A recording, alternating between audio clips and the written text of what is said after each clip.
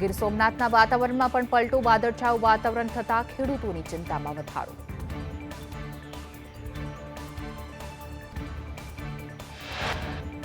રાજ્યમાં આગામી 4 દિવસ હળવાથી ભારે વરસાદની આગાહી. ગાંધીનગર, અમદાવાદમાં કમોસમી વરસાદનું યલો એલર્ટ અપાયું છે. આણંદ, ખેડા, વડોદરા અને નર્મદામાં પણ વરસાદની આગાહી. આજે ઉત્તર ગુજરાત અને સૌરાષ્ટ્રના મોટાભાગના વિસ્તારમાં વરસાદની આગાહી છે. બનાસકાંઠા, પાટણમાં કરા સાથે વરસાદની આગાહી, તો કચ્છ અને દીવમાં પણ ભારે વરસાદ સાથે કરા પડવાની આગાહી. ભરૂચ, સુરત, ડાંગ, નવસારી, વલસાડ, તાપી, સુરેન્દ્રનગરમાં વરસાદનું યલો એલર્ટ અપાયું છે. જામનગર, પોરબંદર, દ્વારકા, ગીર સોમનાથ, બોટાદ, દીવમાં પણ વરસાદનું યલો એલર્ટ અપાયું. ઉત્તર ગુજરાતમાં મહેસાણા, સાબરકાંઠા, અરવલ્લી વરસાદની આગાહી છે, તો સૌરાષ્ટ્રમાં રાજકોટ, જૂનાગઢ, અમરેલી, ભાવનગર, મોરબીમાં પણ વરસાદની શક્યતા. મહીસાગર જિલ્લાના વાતાવરણમાં પલટો આવ્યું. વાદળછાયા વાતાવરણ વચ્ચે ભારે પવન ફૂંકાયો. વાતાવરણમાં પલટો આવતા માવઠાની ભીતિ, ખેડૂતો પર ઘેરાયા ચિંતાના વાદળો. મહેસાણાના ખેરાલુમાં વાતાવરણમાં પલટો આવ્યું છે. કાળા ડિબાંગ વાદળોથી આકાશ ઘેરાયું. વાદળછાયું વાતાવરણથી ગરમીમાં રાહત મળી.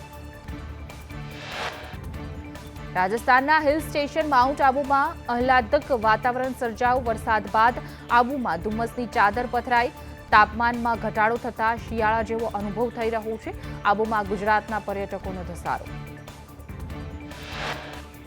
રાજ્યના વાતાવરણમાં પલટો આવતા ગરમીમાં આંશિક રાહત મળી છે. મોટાભાગના જિલ્લાઓનું તાપમાન 3 થી 4 ડિગ્રીનો ઘટાડો નોંધાયો છે. વરસાદી સિસ્ટમ સક્રિય થતા તાપમાન ઘટ્યું. સૌથી વધુ રાજકોટમાં 41 ડિગ્રી તાપમાન નોંધાયું છે, તો સુરેન્દ્રનગરમાં 40.1 ડિગ્રી તાપમાન, અમદાવાદમાં 37.4 ડિગ્રી, ગાંધીનગરમાં 37.5 ડિગ્રી અને વડોદરામાં 37.2 ડિગ્રી તાપમાન નોંધાયું.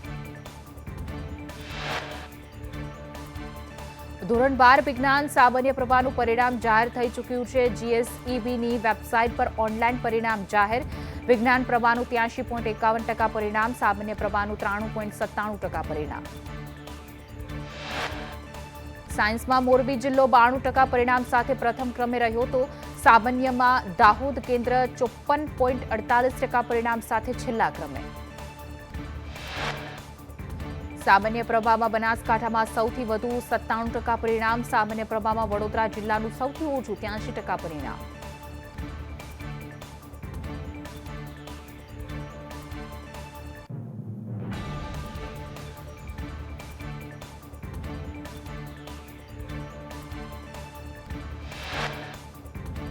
A1 ગ્રેડ મેળવનાર ઉમેદવારોની 831 અને A2 ગ્રેડ મેળવનાર 8083 વિદ્યાર્થીઓ અંગ્રેજી માધ્યમમાં 83.49% અને ગુજરાતી માધ્યમમાં 83.77% પરિણામ.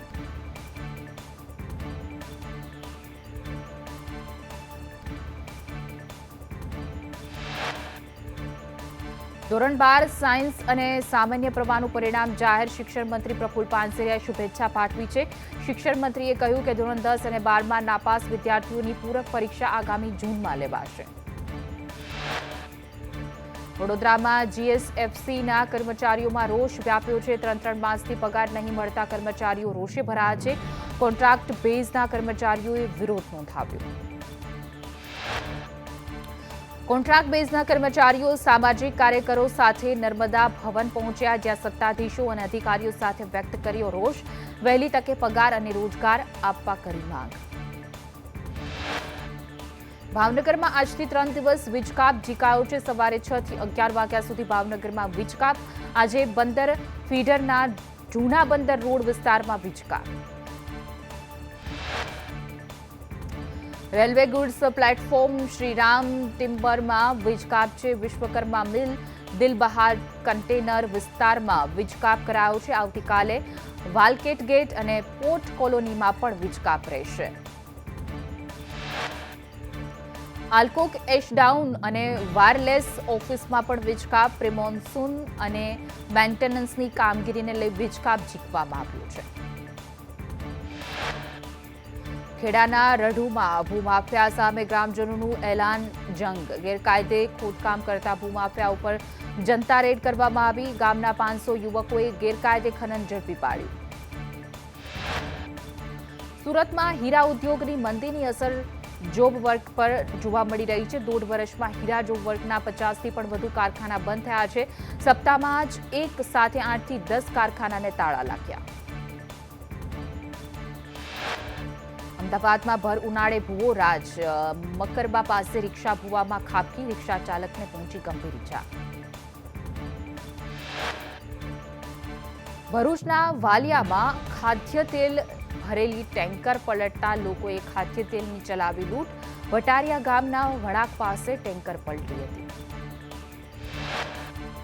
મોરબીમાં અણિયારી ટોલનાકા પાસે વેસ્ટ પેપર ગોડાઉનમાં આગ લાગી। 17 કલાકની ભારે જહેમત બાદ આગ કાબુ મેળવાયો છે।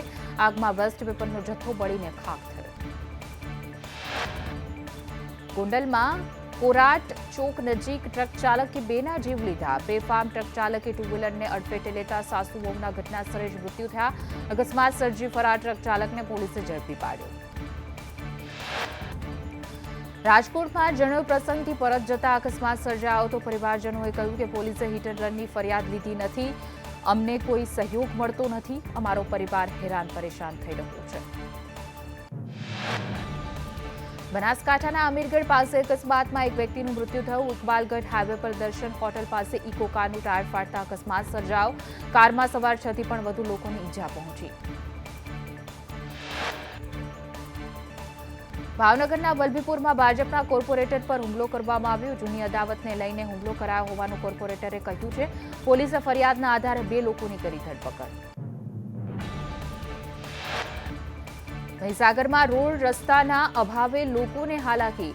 વરાજા બોટમાં બેસીને લગ્ન કરવા માટે મજબૂર બન્યા। એક ગામમાંથી બીજા ગામે જવા નદી પાર કરવી પડે છે। ખેડા જિલ્લામાં 14 વર્ષની સગીરા સાથે દુષ્કર્મ થયા બાદ દીકરી ગર્ભવતી હોવાનો ખુલાસો થયો। બકરી ચરાવવા ગઈ ત્યારે 2 નરાધમે દુષ્કર્મ આચર્યું હતું। આરોપીના કાકાએ ધમકી આપી ગર્ભપાત કરાવ્યું। વસોમાં દાડી દેવાયેલા ભ્રૂણનું પીએમ કરવામાં આવ્યું છે। ભ્રૂણના હાડકાના સેમ્પલ અમદાવાદ સિવિલ મોકલાયા। અમદાવાદના ખોખરામાં છેડતીની આશંકાએ યુવકને સ્થાનિકોએ માર માર્યો। પોલીસે યુવકની અટકાયત કરી તપાસ હાથ ધરી।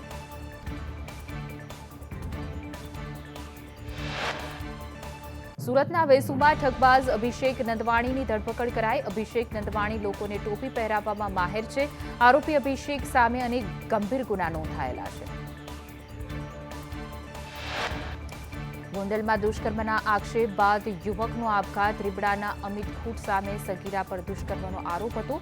અમિત ખૂટે ગળાફાંસો ખાઈ જીવન ટૂંકાવ્યું। કેફી પીણું પીવડાવી દુષ્કર્મ કર્યાનો લાગ્યો આરોપ। સુરેન્દ્રનગરના યુવકે પાકિસ્તાનથી આવેલી સીમા હૈદર ઉપર હુમલો કર્યો। સીમા હૈદર પર હુમલો કરનાર તેજસ જાની માનસિક અસ્થિર હોવાનું સામે આવ્યું છે। સીમા હૈદરનું ગળું દબાવી 3 થી 4 લાફા ઝીકી દીધા હતા। સુરતમાં ઈ સિગારેટના જથ્થા સાથે આરોપી વિક્રમ રાજપુરોહિતની ધરપકડ કરાઈ। મહિધરપુરા વિસ્તારમાં ₹4 લાખથી વધુની ઈ સિગારેટ મળી આવી હતી। એસઓજીએ દુકાનમાં રેડ કરી મુદ્દામાલ ઝડપી પાડ્યો। રાજકોટમાં ચોરીના ઈરાદે વૃદ્ધની હત્યા કરવામાં આવી। કોઠારિયા રોડ પર ચોરી કરવા આવેલા તસ્કરોએ વૃદ્ધની તીક્ષ્ણ હથિયારના ઘા ઝીકી હત્યા કરી। અમદાવાદ ભાવનગર હાઈવે પર એસટી બસ અને કાર વચ્ચે અકસ્માત સર્જાયો। અકસ્માતમાં કારમાં સવાર એક વ્યક્તિને ઈજા પહોંચી। ઈજાગ્રસ્તને સારવાર અર્થે હોસ્પિટલ ખસેડાયો।